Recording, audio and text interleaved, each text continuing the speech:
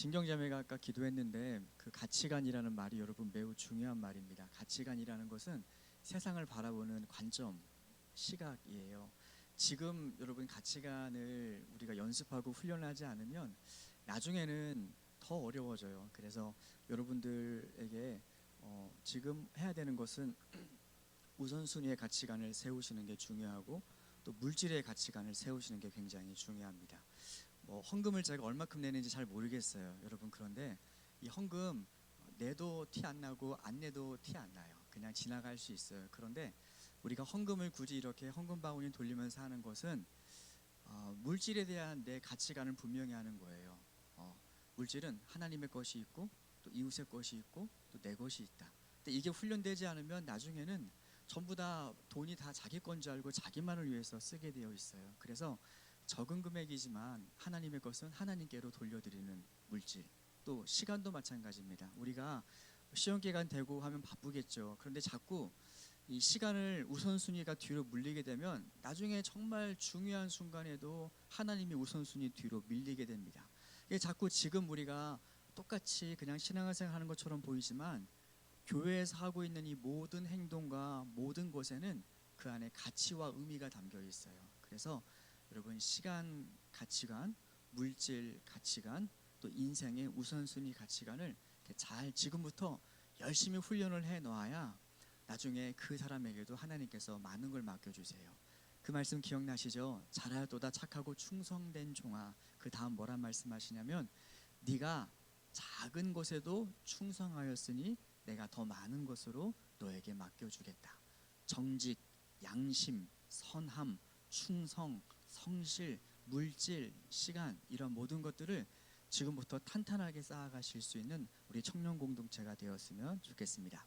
오늘 말씀은 버리고 잘라내는 은혜입니다. 농부가 이 과실을 맺는 나무에서 열매를 얻기 위해서 반드시 하는 일이 있는데 그게 뭐냐면 가지치기예요. 가지치기.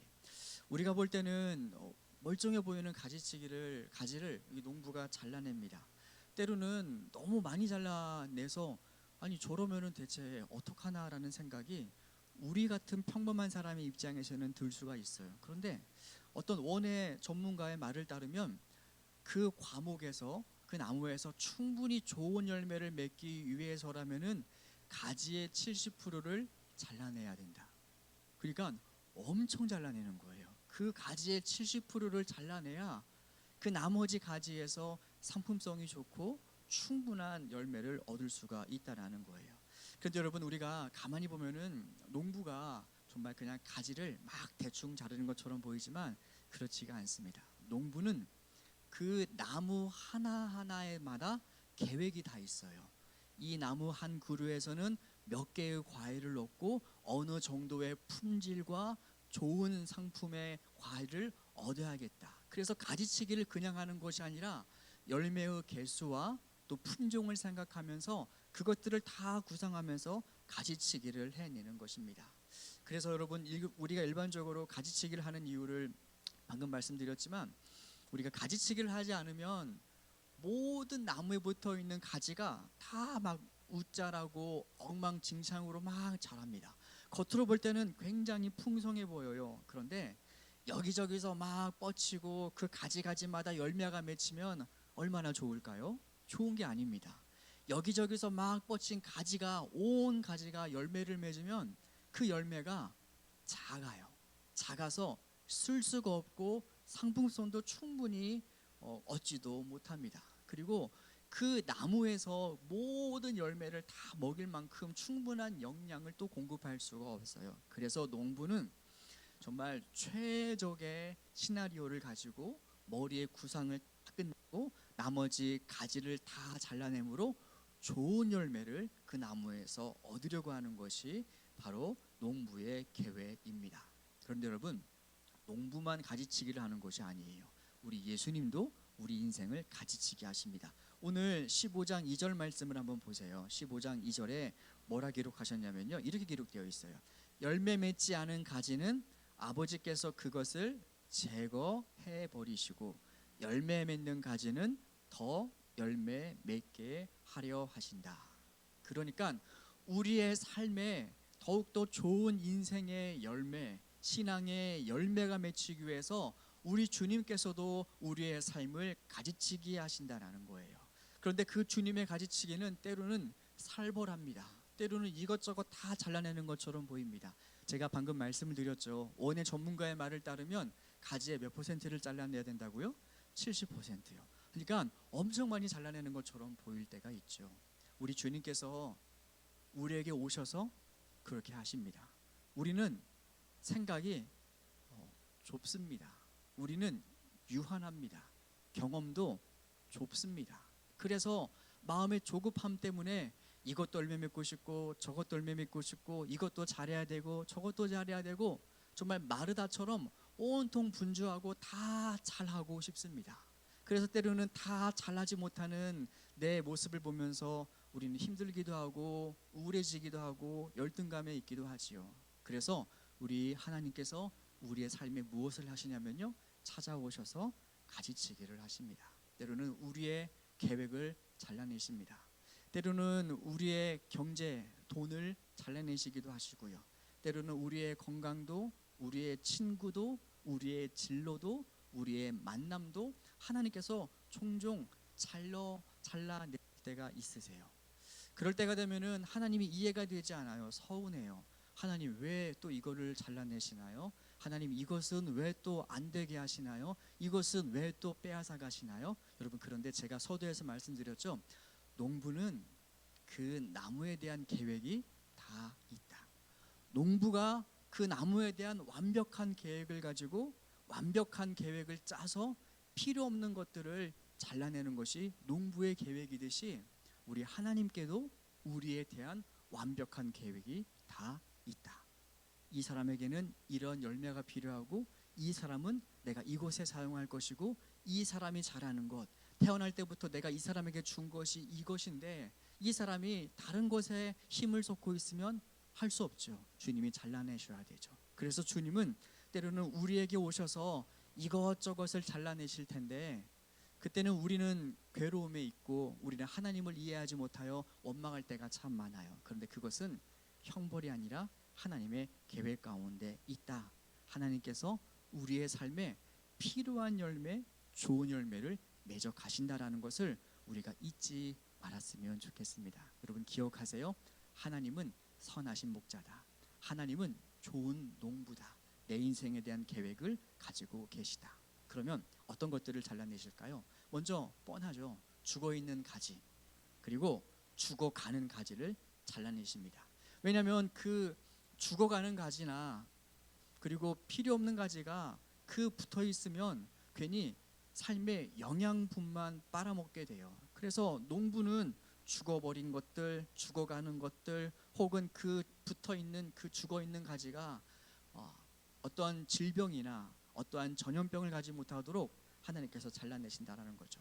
하나님께서 우리에게 잘라내기를 원하시는 것들이 있습니다. 첫 번째, 악한 습관. 두 번째, 해로운 관계. 세 번째, 은밀한 죄. 네 번째, 쓸데없는 시간들. 이런 것들을 잘라내시는데 어떻게 잘라내실까요? 여러분, 이 잘라냄을 잘 알아야 우리가 그것의 잘림을 이해할 수 있어요. 우리가 잘라낼 때도 오히려 하나님께 잘라주세요라고 요청할 수가 있어요. 첫 번째, 하나님께서 어떻게 그것들을 잘라내시냐면요, 우리 안에 성령님을 통하여 계속 그 일에 대해서 갈등하게 하시고 고생하게 하시고 후회하게 하심으로 그것이 내 인생에서 잘라내야 할 가짐을 보여주십니다. 성령님에 민감하세요. 우리가 성령님을 모를 때는 양심이라고 부릅니다. 그런데 우리가 하나님을 알게 된 다음부터 그 성령님이 우리 안에서 친절한 과외 선생님처럼 우리의 삶을 하나하나씩 인도해 가시는데, 우리가 들었던 말씀을 통해서 우리가 배웠던 그 성경의 교훈을 통하여 하나님은 계속해서 우리의 양심 가운데 우리 안에서 말씀하세요. 갈등하게 하시고 괴롭게 하시고 후회하게 하세요. 찔림을 주세요. 그 찔림이 반복되고 있다는 것은 무슨 말이냐면요, 이 사람과의 만남은 내가 잘라내야 할 가지구나. 이 시간은 내가 잘라내야 되는 거구나. 이 일은 하나님께서 원치 않는 거구나. 잘라내야 돼요. 잘라내지 않고 그냥 붙어있으면 어떻게 될까요?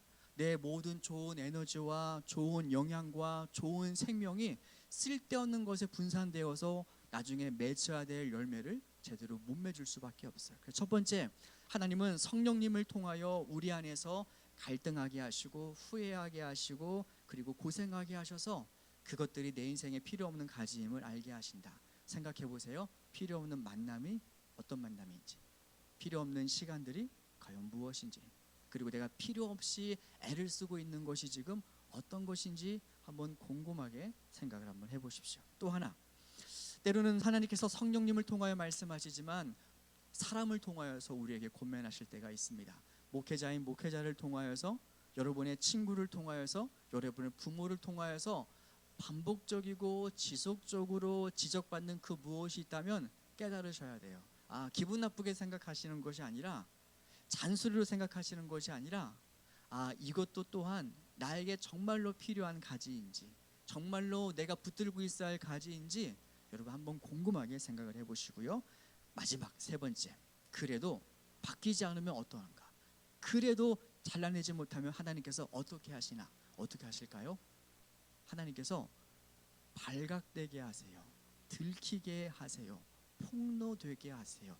수치와 부끄러움을 당하게 하세요. 왜냐? 그 잠깐의 수치와 부끄러움이지만 하나님께 중요한 것은 그래도 나무를 살리는 거예요. 그래도 생명을 살리는 거예요. 많은 사람들이 이 수치와 폭로 때문에 얼마나 부끄러워하는지 모릅니다. 은밀한 죄에 들켰어요. 내가 은밀히 즐기고 있는 그 만남을 들켰어요. 내가 은밀히 저지르고 있는 그 저지름을, 죄를 저희가 폭로가 됐어요.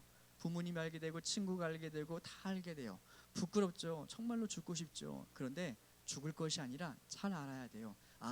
내가 잘라내지 못하니까 하나님께서 이렇게 극단적으로 잘라주시는구나. 여러분, 그래서 성령님께서 우리에게 말씀하시고 사람을 통하여 말씀하시고, 그렇지 않아도, 그렇게 함에도 불구하고 잘라내지 않는 가지는 하나님께서 그렇게라도 강제로도 잘라주신다. 왜냐하면 하나님은 선하신 농부이기 때문이죠. 또 하나, 하나님께서 쓸데없는 가지만 잘라내시는 것이 아니라 때로는 쓸데있는 가지도 잘라내실 때가 있어요. 이게 참 이해가 안 될 때가 많습니다. 왜 멀쩡한 가지를 잘라내실까? 왜 자라고 있는데 이것을 거둬 가실까? 그런데 멀쩡한 가지를 잘라내시는 까닭은 뭐냐면요, 더 좋은 열매를 맺게 하시려고 때로는 덜 좋은 열매를 포기하게 하실 때가 있으세요. 여러분 잘 기억해 보세요. 내가 보기에는 이 열매가, 이 일이 지금 너무나 좋아 보여요. 그래서 꼭 맺어졌으면 좋겠는데 우리 하나님께서 어느 순간 그것을 실패로, 그것을 절망으로, 그것을 상실로 빼앗아 가게 하실 때가 있어요. 왜요? 그것보다 더 좋은 열매가 하나님께는 계획되어 있기 때문이에요. 이것을 받아들이기가 너무나 힘들지만, 근데 분명한 것은 뭐냐면 하나님을 신뢰하는 거예요. 우리 하나님을 신뢰하고 그분의 성품을 신뢰하는 거예요. 나에 대해서 결코 포기하지 아니하시고 내게 좋은 것을 주시되 그냥 좋은 것이 아니라 내게 줄 수 있는 최선의 좋은 것을 주시는 그분을 신뢰할 때 우리는 이것을 납득할 수가 있어요. 아까 서두에서 말씀드렸다시피 하나님은 우리의 인생에 대한 계획을 다 가지고 있어요. 우리는 정말로 너무나 짧은 인생을 살고 우리의 육신의 한계에 갇혀 있고 능력의 한계에 갇혀 있기 때문에 내가 좋아하는 것이 최선이라고 생각할 때가 너무나 많아요. 내가 구하고 있는 지금의 기도가 최선이에요. 내가 지금 간절하게 하고 있는 이 일이 최선이라고 생각할 때가 많아요. 우리의 한계와 우리의 시선과 우리의 인생의 경험이 그것뿐이기 때문에. 그런데 우리 하나님에게는 한계가 없으신 분입니다. 우리는 과거의 경험과 지금 현재만을 바라보고 살지만, 그런데 우리 하나님은 과거의 모든 흔적뿐 아니라 나의 능력뿐 아니라 내가 앞으로 해나갈 모든 미래의 역량과 사용과 용처까지 우리 하나님은 분명하게 알고 계시기 때문에 그 우리 하나님의 크신 계획과 섭리 안에서 때로는 더 좋은 열매를 얻게 하시기 위하여 우리에게 덜 좋은 것을 거두시고 자르실 때가 있다. 여러분 기드온의 전투 기억나시죠? 기드온이 미디안과 전쟁을 하는데 여러분 모이세요 해서 엄청 많이 모였어요. 근데 그 수도 부족해요. 한 3만 명이 넘는 사람들이 모였어요. 그래, 이제 이것이면 우리가 저 미디안하고 좀 싸워볼 수 있겠다, 좀 비벼볼 수 있겠다. 이것도 부족하지만 할만하겠다. 근데 웬걸 우리 하나님께서 말씀하세요. 많다 줄여라. 줄이고 몇 명으로 줄이시냐면은 300명으로 줄이세요. 내가 원하는 계획은 3만 명도 부족한데 3만 명이 아니라 300명으로 싸워라고 하십니다. 또 아브라함을 보세요. 아브라함은 우리가 잘 알다시피 하나님께 부름 받아서 고향 땅을 떠나서 이제 광야에서 가나안 땅에서 외인으로 살아가게 됩니다. 그렇게 외인으로 살아갈 때 자신의 혈육이 얼마나 귀해요. 얼마나 의지가 돼요. 아브라함에게 있어서 유일한 혈육이 누구였냐면 조카 누구였죠? 네, 롯입니다. 몰라서 대답 못한 거 아니죠? 알면서 대답 안 하신 거죠? 아브라함의 조카 롯이에요. 그런데 하나님께서 어느 날 이 롯을 아브라함 인생에서 잘라내십니다. 여러분, 아브라함이 나이가 많고 그 이방 땅에서 조카가 있다라는 게, 내가 의지할 수 있는 그나마 젊은 사람이 있다라는 게 얼마나 힘이 돼요? 그런데 하나님이 이 조카 롯을 잘라내요. 이해가 되지 않죠. 그런데 기드온의 이야기도 그렇고 아브라함 이야기를 그렇고 궁극적으로 하나님의 잘라내심의 순간은 이해가 안 되지만, 그런데 기드온에게 아브라함에게 주신 하나님의 놀라운 선물이 있어요. 그것은 뭐냐면 내 인생에 내가 중요하다고 생각하는 것들을 잘라내심으로 내 인생에 더 중요한 하나님을 바라보게 하세요.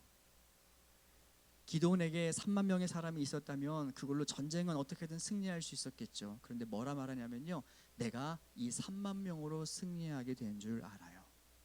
아브라함에게 조카 롯이 있으면 인생을 살 때 조금 더 수월했겠죠. 그런데 조카 롯이 계속 붙어 있으면 아브라함은 조카 롯이 나를 도왔다라고 생각을 해요. 그런데 하나님은 그게 아니라 기드온이든 아브라함이든 이 사람들에게 온전한 예배를 받고 싶어 하세요. 온전한 영광을 받고 싶어 하세요. 이 일의 되어짐이 나의 똑똑함이나 나의 능력이나 나를 도와주는 어떠한 제3의 사람으로 인해서 내 인생이 성공한 것이 아니라 내 인생을 계획하시고 가지치기로 잘라내시는 그 하나님의 손에서 되는 인생을 알게 하기 위하여 때로는 내가 좋아하는 사람, 내가 좋아하는 능력, 내가 좋아하는 일들을 가지치기로 잘라내게 하심으로 누구를 보게 하시냐면은 살아계신 하나님을 보게 하세요. 우리는 참 눈에 보이는 것만 믿어요. 하나님보다 눈에 보이는 돈을 믿어요. 하나님보다 내 능력을 믿고 하나님보다 내가 갖춘 조건과 환경을 보고 살려고 하는 게 우리예요. 우리는 끊임없이 믿음을 눈에 보이는 물질로 변화시키려고 하는 성향이 우리에게는 있습니다. 여러분, 믿음은 보여요, 안 보여요? 믿음은 안 보여요. 믿음은 그래서 뭐라 기록되어 있냐면요, 믿음은 눈에 보이지 않지만 내가 간절히 바라고 소망하는 것이 믿음이에요. 이루어 주시리라, 승리케 하시리라, 인도해 주시리라. 그런데 우리는 점점 이 믿음을 눈에 보이는 물질로 변화시키려고 해요. 돈으로, 직업으로, 성공으로, 사람으로, 나의 안전한 삶으로. 그런데 보세요, 내가 눈에 보이지 않는 그 믿음을 점점 눈에 보이는 것으로 바꾸면 바꿀수록 믿음은 점점 필요 없어지게 되어 있어요. 우리가 간절할 때는, 아무것도 없을 때는 믿음이 좋아요. 하나님을 간절히 의지해요. 내가 질병이 걸렸어요. 병을 이기지 못해요. 그럴 때 믿음이 간절해져요. 왜냐하면 내가 붙들 수 있는 게 하나님밖에 없으니까. 그런데 인생을 점점 살면 살수록 내가 갖는 게 많아져요. 안정적인 직장이 생기고 사람이 생기고 돈이 생겨요. 그러면 그럴수록 우리 안에는 뭐가 점점 사라지냐면은 눈에 보이는 하나님이 사라지게 되어 있어요. 그래서 하나님은 어떤 걸 하시냐면요, 때로는 우리 인생을 가지치기를 하세요. 왜? 더 좋은 열매이신 하나님을 주시기 위해서 가지치기를 하신다는 거죠. 여러분, 그래서 우리가 오늘 말씀을 통하여 분명한 것은, 하나님께서 내 인생에 가지치기를 하는 것은 우리가 피하고 거부할 게 아니에요. 정말 여러분이 농부를 신뢰한다면 그 나무는 오히려 이렇게 말할 거예요. 저 좀 잘라주세요, 주인님. 제발 제게 필요 없는 가지가 무엇인지 잘 모르겠지만 저 좀 잘라주세요. 저 정말 좋은 열매 맺고 싶어요. 내가 맺는 그 열매를 통하여 많은 사람이 함께 먹고 누렸으면 좋겠어요. 제발 좀 저 좀 잘라주세요. 아마 농부를 신뢰하는 나무라면 그렇게 기도했을 거예요. 똑같습니다. 우리는 하나님을 신뢰하는 사람들이에요. 하나님을 신뢰한다면 우리도 어떻게 고백해야 되냐면은 주님 잘라주세요. 저는 너무나 많은 가지를 갖고 있어요. 너무나 많은 계획과 너무나 많은 고집과 너무나 많은 것들이 제 삶에 맺혀 있어요. 시간이 흩어지고 있어요. 내 계획이 너무나 많아요. 내 마음이 점점 조급해져요. 그러니 주님, 저의 가지 좀 잘라주세요. 오히려 그 가지치기는 우리가 수동적으로 당해야 되는 것이 아니라 하나님께 적극적으로 하나님 잘라주셔서 내 인생을 통하여 좋은 열매가 맺게 해주세요. 때로는 잘라나가는 게 상실이고 아픔이고 이해가 안 되지만 내가 좋은 하나님을 신뢰하게 해주세요. 그 농부를 신뢰하게 해주세요. 우리가 그러한 믿음을 가지고 살았으면 좋겠습니다. 여러분의 인생 가운데 하나님이 그리고 잘라내실 때 여러분 하나님을 원망하지 마세요. 하나님을 미워하지 마시고 삐지지 마세요. 교회를 안 나오거나 그러지 마세요. 하나님은 하나님의 계획 가운데 여러분에게 완벽한 계획으로 잘나가고 있는 것입니다. 그때 우리가 뭘 해야 되냐면은 오히려 감사하는 거예요. 하나님, 그럼에도 불구하고 내가 하나님을 신뢰합니다. 정말로 더 좋은 열매를 맺게 하기 위하여 내 삶을 잘라내시는 그분을 내가 신뢰합니다. 그렇게 여러분 끝까지 믿음으로 승리할 수 있는 우리 청년들 되었으면 좋겠습니다.